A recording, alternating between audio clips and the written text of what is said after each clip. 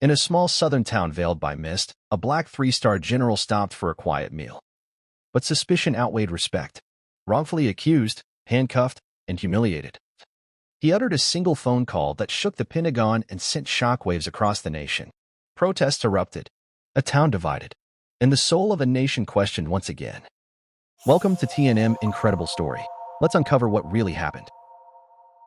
Night had fallen thick and heavy over Havenbrook, Georgia, as if a damp, tattered shroud had been thrown across the small town.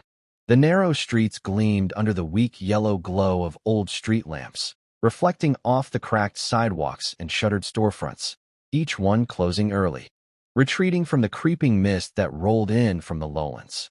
Havenbrook was never a place that welcomed the unfamiliar. Tonight would be no different. A black SUV moved quietly down Main Street, its engine a low hum beneath the fog. Behind the wheel sat a man, tall, broad-shouldered, his face sharply defined by years of service and the unforgiving elements of foreign battlefields. Lieutenant General Anthony Tony Briggs, 53 years old. 3 silver stars gleamed on his shoulder, not as decoration, but as the hard-earned testimony of 3 decades of duty and sacrifice. His dress blues were immaculate, every line pressed crisp, every medal perfectly placed. His black shoes shined with the quiet pride of a man who understood the weight of the uniform he wore. Tony carried not just rank upon his frame, but the silent burden of a legacy forged by those who had fought harder for the opportunity to serve. He eased the SUV into the parking lot of Rosie's Diner, the only place still lit against the deepening dark. The neon sign above flickered, throwing ghostly red and blue light across puddles pooled in the uneven pavement. Tony stepped from the car, adjusting his jacket with a movement both natural and precise, the unconscious habit of a man who had stood before kings and common men alike, never less than composed. He did not need to glance around to feel the weight of unseen eyes. The scrutiny had been there from the moment his tires touched Havenbrook's weary asphalt. Suspicion lingering like a stain in the mist, thick with old resentments never fully buried. The door to the diner swung open with a soft chime.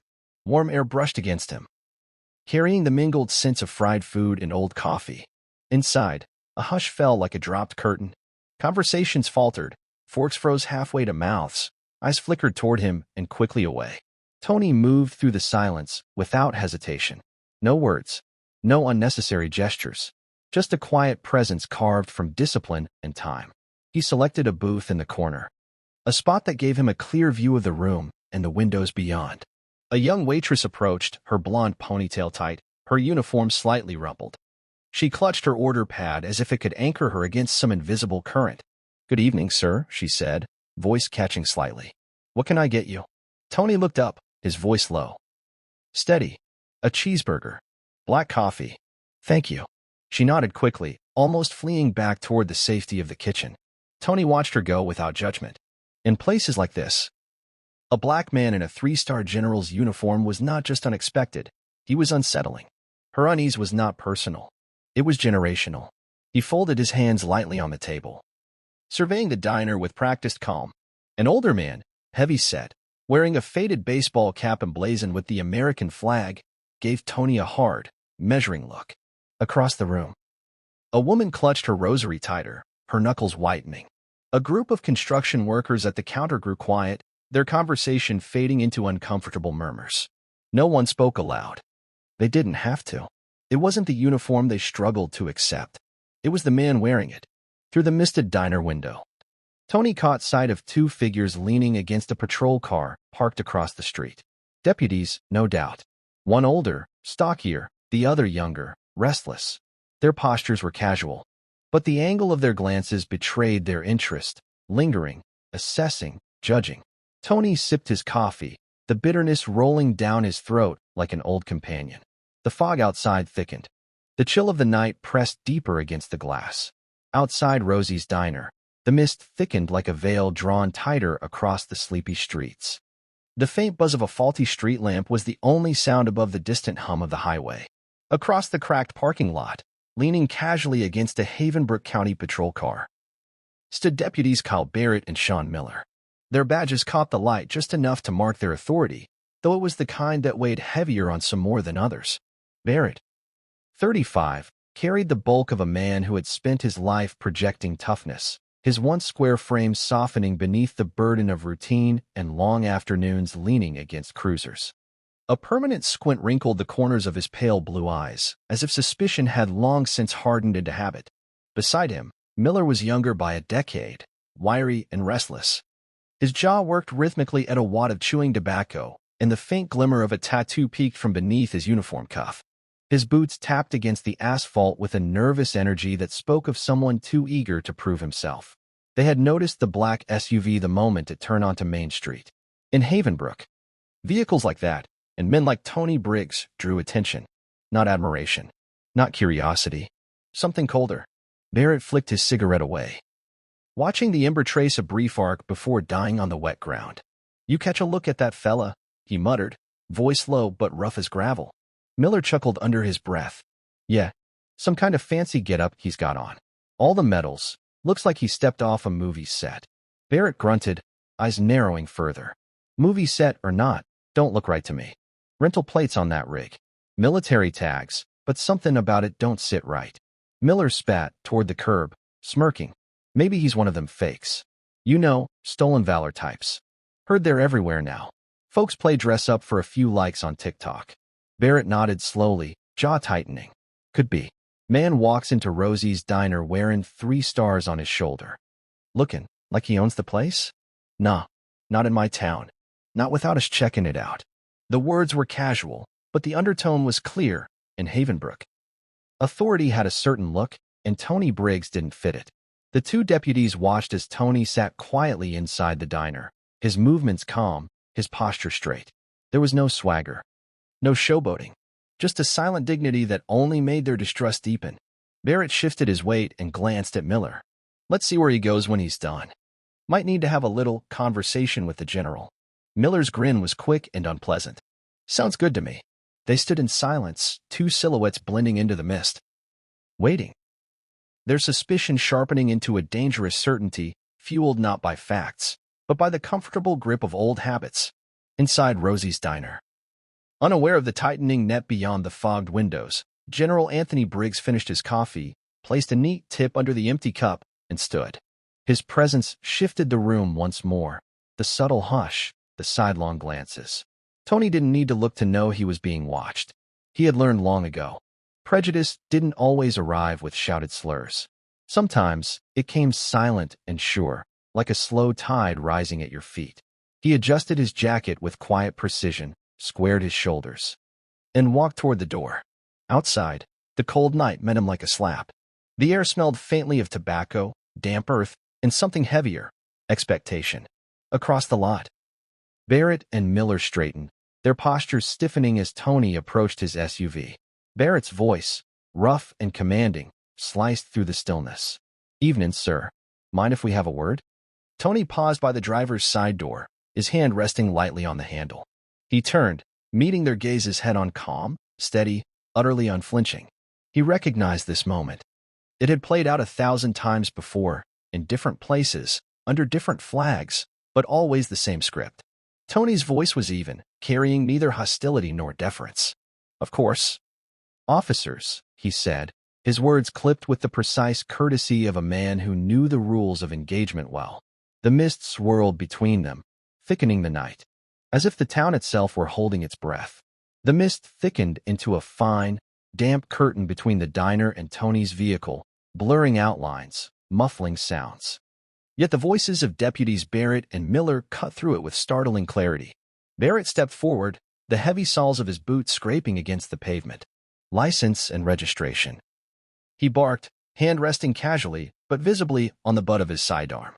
Tony, standing tall beside his SUV, offered no resistance. His expression remained composed, neutral. He reached slowly into the inside pocket of his uniform jacket, movements deliberate, textbook correct. "I'm Lieutenant General Anthony Briggs, United States Army," he said, his voice calm but firm. "Here's my military ID and driver's license." Barrett took the documents without a word, flipping them open with a practiced flick of the wrist. Miller peered over his shoulder, chewing his lip, eyes narrowing. There it was. Name, rank, photograph, all correct. Yet Barrett's face hardened, not softened, as he stared at the information. Something deep inside him, the old wiring of doubt and mistrust, refused to yield. "You expect us to believe this," he said, tossing the ID back toward Tony with a casual flick. It fell short, landing at Tony's boots. "Big fancy uniform. Shiny stars sure looks good," Miller sneered. "But you don't look like any general I ever seen." The words hung in the cold air, heavy and offensive. Sharper than any shout. Tony bent slowly, picked up his ID, and straightened again with the unhurried patience of a man who had faced real battles and understood the true weight of restraint. He spoke, his voice low, even. "I suggest you call Fort Liberty. They'll confirm who I am." Miller let out a short, humorless laugh. "Oh, I'm sure they would. Maybe after we get your little cosplay act sorted out downtown." Barrett took a step closer, his voice dropping to a growl. "Hands on the vehicle. Now." Tony's jaw tightened. But he did not move aggressively. He glanced at both men, reading them, calculating. He knew the law. He knew his rights. He also knew exactly how little either would protect him at this moment. Still, he made one final, quiet stand. "I am not resisting," he said clearly, his tone cold iron wrapped in velvet. "But you have no probable cause to detain me." Barrett's eyes flashed with something frustration, anger, or perhaps the primitive satisfaction of dominance being asserted. "That's enough backtalk," he snapped. Without further warning, Barrett grabbed Tony's wrist, twisting it sharply behind his back. Miller moved in quickly, wrenching Tony's other arm around, the cold steel of handcuffs biting into his skin. The polished surface of Tony's SUV hood hit him square in the chest as they shoved him forward, the impact jarring through his ribs. Behind them, the diner door swung open with a muted clang. A few patrons stepped onto the sidewalk, drawn by the commotion. Phones emerged from pockets. Recording lights blinked to life. Tony could feel the eyes on him, judgmental, curious, horrified. He said nothing. No struggle. No protest. Only the quiet dignity of a man who refused to feed the spectacle. Barrett leaned in close, voice low and mocking. "Charged with impersonating a military officer and resisting arrest. Hope you enjoyed your last cheeseburger, General." Miller chuckled, patting the sidearm on his belt. "Bet you're real popular down at county lockup." They dragged Tony toward their cruiser, rougher than necessary, but not enough to leave marks they couldn't explain away. The mist swallowed their movements, the flashing lights painting the scene in harsh, shifting reds and blues. As they pushed him into the back seat, Tony turned his head slightly, catching a glimpse of the crowd outside the diner, and saw something he recognized. Not pity, not outrage. Witnesses. Truth. The kind of truth that had a way of leaking out. No matter how hard men like Barrett and Miller tried to bury it. Tony leaned back against the cold plastic seat, his wrist burning against the cuffs, his chest tight beneath the weight of injustice. But his spirit remained unbowed. Outside, Rosie's diner returned to uneasy silence, the mist curling tighter around Havenbrook like a noose tightening. Waiting for the reckoning to come, the cruiser rumbled down Havenbrook's deserted streets, headlights slicing through heavy mist. Tony sat rigid in the back seat, his hands cuffed behind him. The plastic bench cold against his back. The stale scent of cigarette smoke clung to the air, blending with the faint tang of sweat and damp leather. Deputies Barrett and Miller rode in silence up front, but their glances exchanged across the dash spoke volumes. Smugness, certainty, control. They thought they had won. The Havenbrook County Sheriff's Office loomed ahead, a squat, concrete building that looked more like a relic of the Cold War than a modern facility. Its peeling paint and broken security lights only added to the sense of neglect. They pulled into the rear lot. Barrett yanked the door open, grabbing Tony's arm roughly. "Let's go, General." He sneered. Tony stepped out without resistance, his boots clicking sharply on the cracked pavement. Each step he took was deliberate, measured, dignified, an officer's walk, even in cuffs. Inside, fluorescent lights buzzed overhead, casting a sickly green hue over the scuffed floors and peeling walls. The intake officer, a heavy-set man with tired eyes, glanced up from behind a battered desk and did a slight double-take at the uniform and stars, but said nothing. Barrett led Tony into a grim holding room. A battered metal table sat in the center, bolted to the floor. A single camera blinked red from a corner of the ceiling. Barrett shoved Tony into the chair, cuffing him to a steel ring welded into the tabletop. "You sit tight," he said with a smirk. "Sheriff will want a word." Minutes passed. Long, heavy minutes. Tony sat motionless, the faint hum of the lights filling the silence. He didn't move, didn't speak. Patience was another weapon, one he had mastered long ago. The door finally creaked open. Sheriff Marvin Tate entered, a thick-bodied man in his 60s. With graying hair and a weathered face that had seen too many years spent reinforcing the wrong traditions. Tate walked with the slow swagger of someone used to unquestioned authority. He tossed Tony's wallet onto the table, the laminated ID sliding out across the scratched surface. "Name says Lieutenant General Briggs," Tate said, voice carrying a lazy drawl. "But science believin'. In every day a black fella strolls through my town wearing 3 stars. Tony met his gaze squarely, offering no reaction. Tate pulled out a chair and dropped into it. Leaning back, arms crossed. "Now, son," Tate drawled, his voice dripping false casualness, "you got any friends we ought to call? Or you want to keep playing dress-up till morning?" Tony's response was quiet, clipped. "Call the Pentagon Operations Center. Numbers on the back of my ID. Use authentication code, Indigo Saber." Tate chuckled, genuinely amused. "Indigo Saber?" He repeated, shaking his head. "Lord, boy, you watch too many spy movies." He stood with a grunt and moved toward the desk phone mounted on the wall, lifting the receiver lazily. Tony's gaze remained steady, his heart rate calm. He knew what was coming. He had trusted his life before to the systems he'd helped build, and tonight, that trust would be tested again. Tate dialed. Slouching against the wall as the line clicked and buzzed. "Pentagon Operations Center," a professional female voice answered crisply. "Identify and state your clearance code." Tate smirked at Tony before speaking into the receiver. "This is Sheriff Marvin Tate, Havenbrook County. Got myself a gentleman claiming to be a general. Says his clearance code is Indigo Saber." There was a pause longer than Tate expected. The voice came back, sharper. One moment.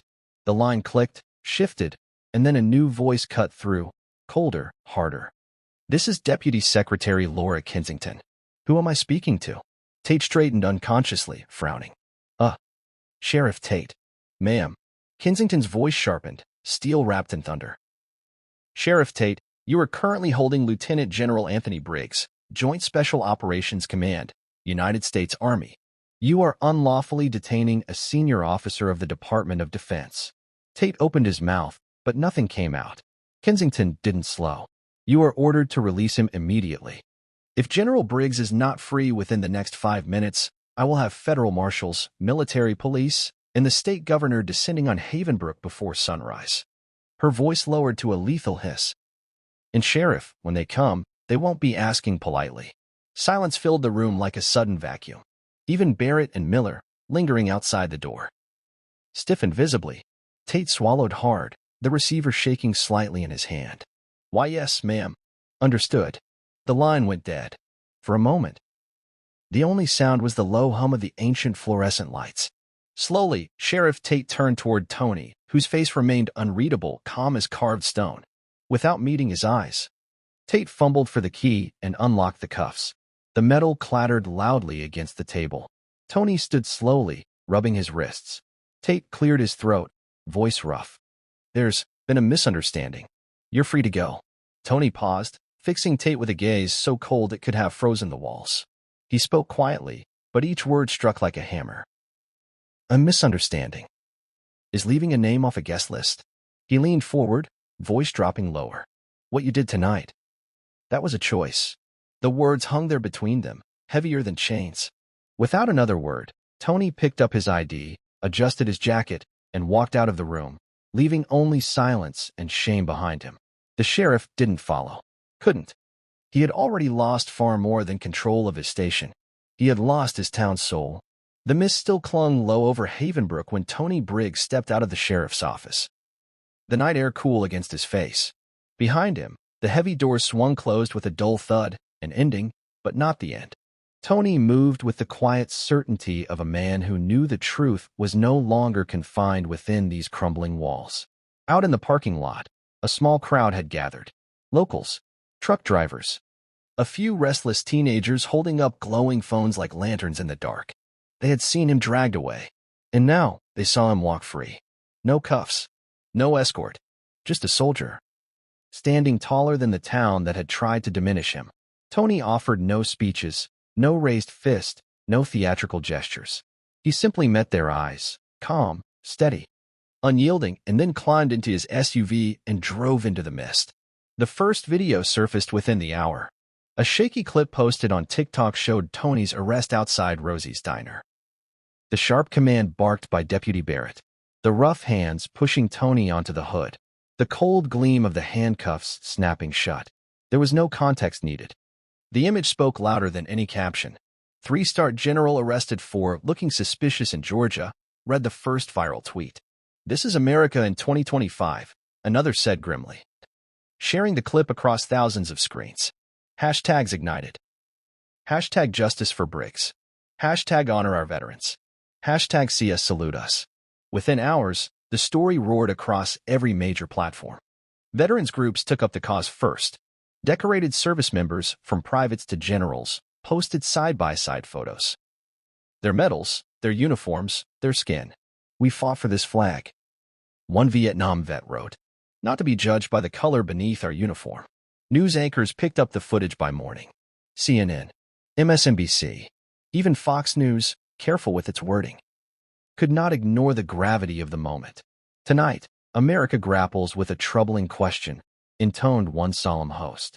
What does patriotism look like? And who gets to wear it? Old interviews with Tony resurfaced. Clips of him addressing young officers, standing beside presidents, leading operations most Americans had never heard about but owed their safety to. The narrative was clear. Tony Briggs was not just a soldier. He was America at its best, and Havenbrook had tried to put him in chains. By midday, protesters began arriving at Havenbrook's main square. They carried signs that said, rank before race. Real heroes wear stars, not bias. See the uniform, respect the man. Some residents grumbled about outsiders stirring up trouble, but many, even lifelong Havenbrook citizens, looked at the footage and felt shame burn hotter than pride. Rosie's diner became an unlikely rally point. The waitress who had served Tony, the young woman with trembling hands, gave interviews, tears glistening in her eyes. He was polite, she said simply. Respectful. He didn't raise his voice once, even when they treated him like he was nothing. Her words, plain and honest, cut through the noise. Sheriff Tate tried to contain the damage. At a hastily organized press conference, standing stiffly at the courthouse steps, he faced a wall of cameras and flashing lights. Sweat darkened the collar of his uniform. There was a misunderstanding, he said, voice hoarse. We regret any inconvenience caused to General Briggs. The crowd erupted with jeers. Someone shouted, Inconvenience? You put a national hero in chains. Tate's shoulders sagged visibly under the weight of public outrage. It was too late. The tide had turned.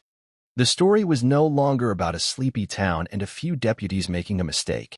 It was about who America saw when they looked at a soldier, and who they chose to doubt. Far from the chaos. Driving steadily south toward Fort Liberty, Tony Briggs watched the unfolding storm through the muted updates on his dashboard screen. Mentions, headlines, images of himself, frozen in time, standing proud against injustice. He didn't smile. He didn't gloat. He knew the battle wasn't about him alone. It never had been. Tony turned off the screen, letting the silence fill the car once more. The road stretched ahead, uncertain, misty, but open. As long as men like Barrett and Tate existed, the journey toward true equality would remain unfinished. But for tonight, at least, the world had seen what dignity looked like, and they had refused to look away. The protests didn't end with the night's anger.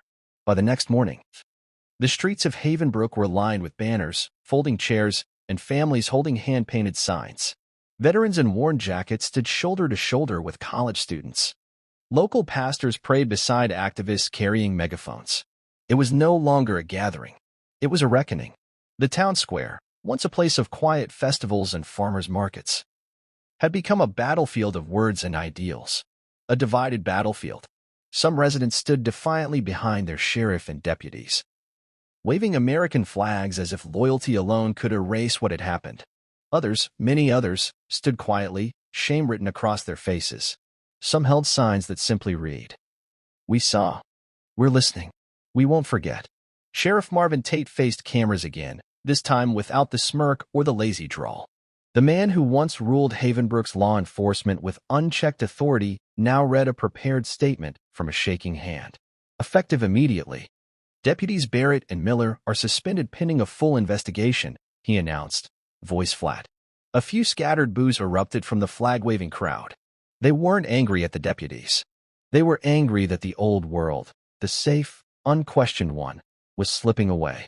Inside Rosie's diner, Jenny, the young waitress who had served Tony Briggs, stood behind the counter, giving short, quiet interviews to local press. "I saw what they did," she said, voice trembling but clear. He didn't raise his voice, didn't threaten anybody. He just stood there. The simplicity of her testimony resonated louder than any legal argument could have. At the town council meeting that night, emotions boiled over. An elderly black veteran stood and removed his cap, voice shaking. "I fought in 2 wars wearing this flag, but tonight, for the first time, my own town made me feel like a stranger." A young mother cried openly as she spoke. "What do I tell my son when he asks why they handcuffed a hero?" A few stubborn council members tried to downplay the event. "Mistakes happen." One grumbled, "Not everything's about race." But the murmurs from the gathered citizens drowned them out. No one shouted. No one threw chairs or fists. They didn't need to. The sheer weight of collective disappointment hung over the meeting like smoke after a fire. Meanwhile, outside Havenbrook, the world kept watching. The governor of Georgia issued a formal statement. "We must hold accountable those who dishonor the uniforms they claim to protect." The Pentagon confirmed that it was reviewing procedures to ensure that incidents like the detention of General Briggs would never be tolerated again. National veteran organizations demanded broader reforms. They weren't asking anymore. They were expecting. And Tony Briggs? He said nothing. He turned down interview requests, declined invitations to speak at rallies. Instead, he returned to Fort Liberty, slipping back into the quiet, relentless rhythm of military life, training young officers, preparing the next generation. He wasn't interested in fame. He didn't need a spotlight. He understood something deeper. True change never came from speeches alone. It came from building, day after day, the world you wished had been there for you, brick by brick, person by person. In that way, Tony Briggs fought the only battle that ever mattered. And he fought it the way he fought every battle before, with patience, with dignity, without surrender. Weeks passed. The headlines faded, replaced by newer scandals, fresher outrage. But in Havenbrook, the impact of that one night lingered like the stubborn mist that had first cloaked it. The sheriff's office underwent a full review. New leadership was brought in outsiders. This time, men and women who wore their badges with humility, not arrogance. Mandatory bias training was implemented. Community advisory boards were formed, for the first time in living memory. Town hall meetings became places of honest conversation, not just polite nods and silent resentments. It wasn't perfect. It never would be. But it was different. It was beginning. In the heart of town, a small brick building once slated for demolition was instead renovated, its doors flung open as the Briggs Center for Justice. Inside, photos lined the walls. Veterans of every war. Local leaders who had stood up, not stayed silent. Young students pledging to serve their communities better than those before them. On a plaque by the entrance, a simple quote: "Dignity is not given. It is claimed. And once claimed, it can never be taken away." Tony Briggs never returned to Havenbrook. He had no need to. His work, his example, lived on there, in the voices that refused to be silenced, in the small daily acts of courage that built something stronger than one man could ever be alone. At Fort Liberty, life returned to its quiet rigor.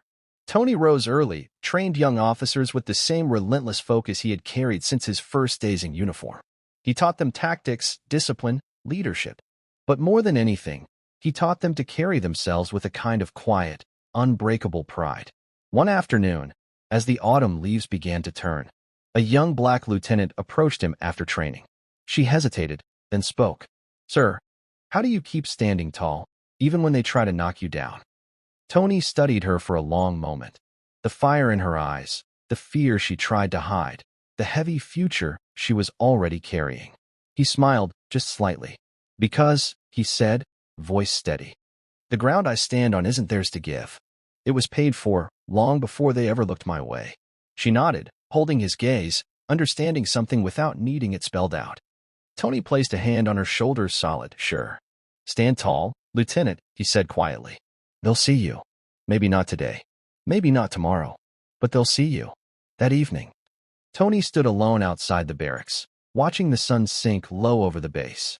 The flag rippled high above the parade ground, its colors vivid against the darkening sky. He stood there a long time, his hands clasped loosely behind his back, his shadow stretching long across the concrete. He thought of his father, a Vietnam veteran who had come home to jeers, not gratitude. He thought of his mother, who had once sewn stars onto his first ROTC uniform with trembling hands. He thought of every young soldier who still carried the weight of 2 centuries of unfinished promises. And he thought of Havenbrook, not with bitterness, not with anger, but with quiet, enduring hope. They had tried to humiliate him. Instead, they had revealed themselves. And in doing so, they had given others the courage to stand taller, speak louder, believe harder. Some battles are fought with guns, some with words, and some, the hardest ones, are fought simply by standing, straight-backed, unbowed, when everything around you demands that you kneel. That was the battle Tony Briggs had fought that night, and it was the one he would fight quietly, patiently, for the rest of his life. Without anger, without hatred, only the fierce, unwavering dignity of a man who knew exactly who he was and would never let the world forget it.